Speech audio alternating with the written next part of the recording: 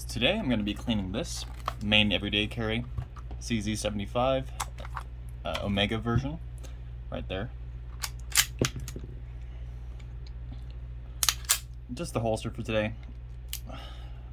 Don't take it out enough to the range to really need to clean it all that much.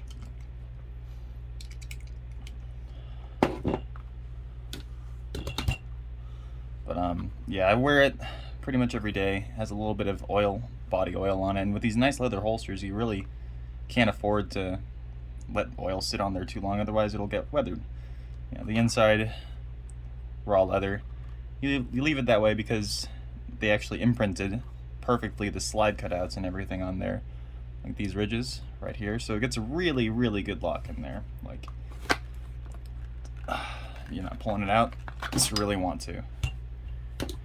But yeah, we're going to be using some Saphir and just a microfiber towel.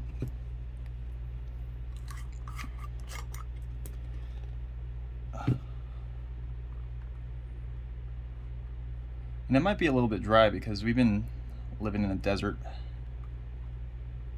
But I did take care of this a couple months ago. Most people would say you should probably take care of these more often, but I don't find myself that prone to sweating or leaving too much on there that is undesirable, you know. But I did end up cleaning my boots with these once before, and they were completely crusted in sand and dust and what have you. You see it comes off really nice and brown. It's a lot of skin, oil, sweat.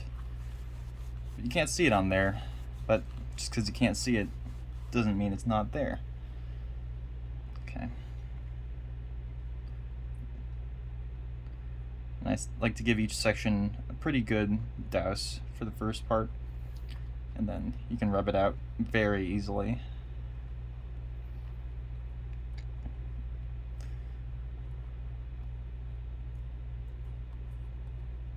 Some people use gloves doing this, but I feel like I actually get my hands moisturized while I'm doing it, so yeah, 2-for-1 kind of deal. Not too much to worry about. And I will be showing you the other side so we can have a comparison on what a clean leather looks like versus a, you know, worn leather, so to speak. Okay. You can see those injection mold creases much better when it's cleaned.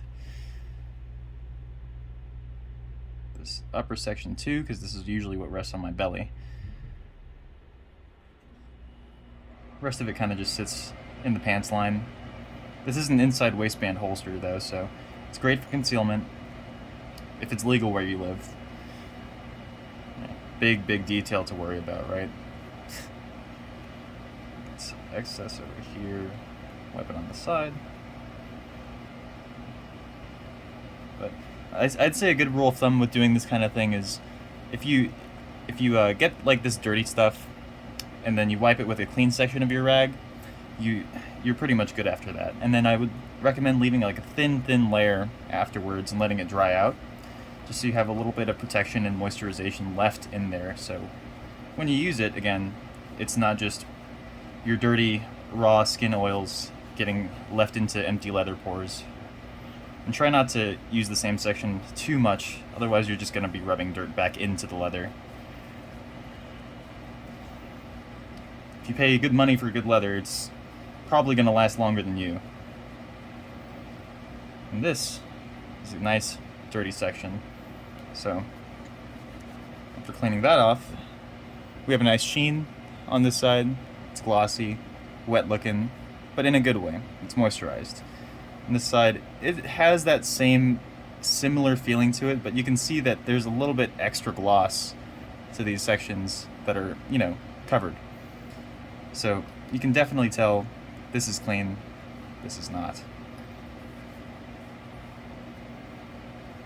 And also by feel, it's a little bit tacky because of, you know, the residue. This is mink oil based cleaning solution, product, oil, whatever you'd like to call it. But it's produced miracles for me. Those boots I didn't think that were recoverable look pretty good now. And People say that you should have a horsehair brush.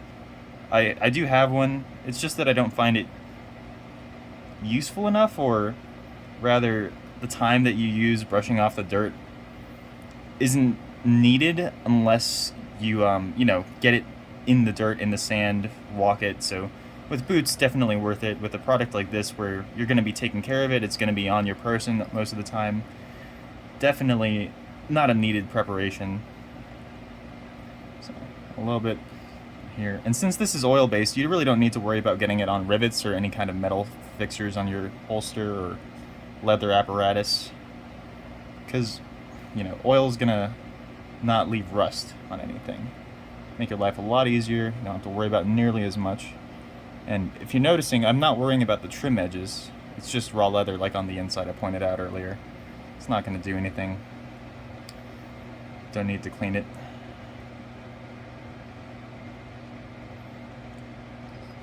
Have a little bit of excess on here, but that's okay. Just wipe it around the other sides that have dried out a little bit. Okay. Some nice scrubbing in. Instantly you get brown, even on the side that's not touching me. So this side goes into your belt, sits inside your belt line like this, firearm goes in. So this was the dirtier side, but I'm still getting a hefty amount of dirt, grease, oil. Okay. And that's, I would probably say that's just from handling, you know, using it, leaving it there, or on the times it's not on your person, it's you know, sitting on the shelf, collecting dust, as all your favorite things do, right?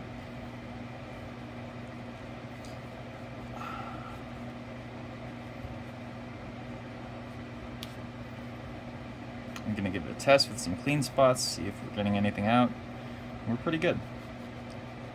See, nothing on this section I've been touching it with. Make sure I get under the clip.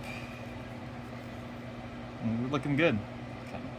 So as I mentioned before, we're gonna be using a very light amount to just coat it. You want it to just have a tiny bit of shine, but not to the point where you have any kind of excess coming off. This is like conditioning your hair.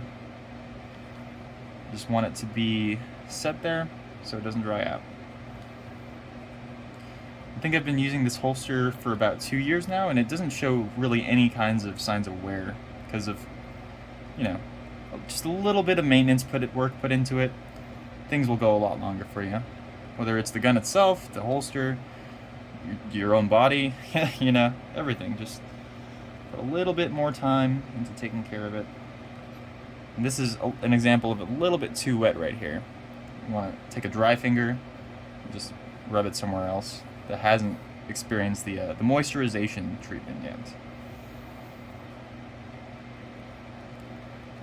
And even though I did say that you don't need to worry about getting the oil on the metal fixtures, it's good to wipe any excess you see off at the end, just so, you know, you don't get like lubricated screw hinges. This is a friction-based lock around the trigger, right inside of here. It's hard to show on camera, but there's a lock in here that clips around this part of the trigger guard and maintains it. So if you get too much oil in there, you can definitely loosen up that screw over time, or make it easier for that screw to get loose, which is not what you want to do. Otherwise, your gun's going to come falling out of your pants. Would definitely recommend this brand to anyone who's looking for a concealment holster, because, you know, it was like $70 when I bought it, but they went up $10 in price per unit literally a week after I bought it. So, you know, $10 more for this quality of product is not something you'd cry about by any means. 2 years, no signs of wear and tear, and I do practice draw with this, so it does get its fair use and not just holding a gun once in a while. Getting that nice sheen everywhere. Once you feel a little bit of friction coming off on your fingers, get a little bit more, just like a little tap's worth. Tap it around so you don't just oversaturate in one area.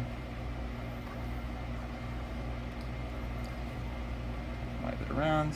Try to get a little bit under the clip because do get a little bit of wear there, but this one was designed really well, and it has a metal clip that hinges right underneath the belt clip. So it interacts with metal on metal instead of metal on leather, which would obviously eventually destroy you. Okay, you're looking very good. And it doesn't take all that long, you know. Do this every month, 2 months, 3 months, depending on where you live, the humidity in your area, how humid your body is, you know, all that kind of good stuff. But I think that's it for today. Make sure, keep your gun pointed in a safe direction, put it away nicely. Thanks for watching.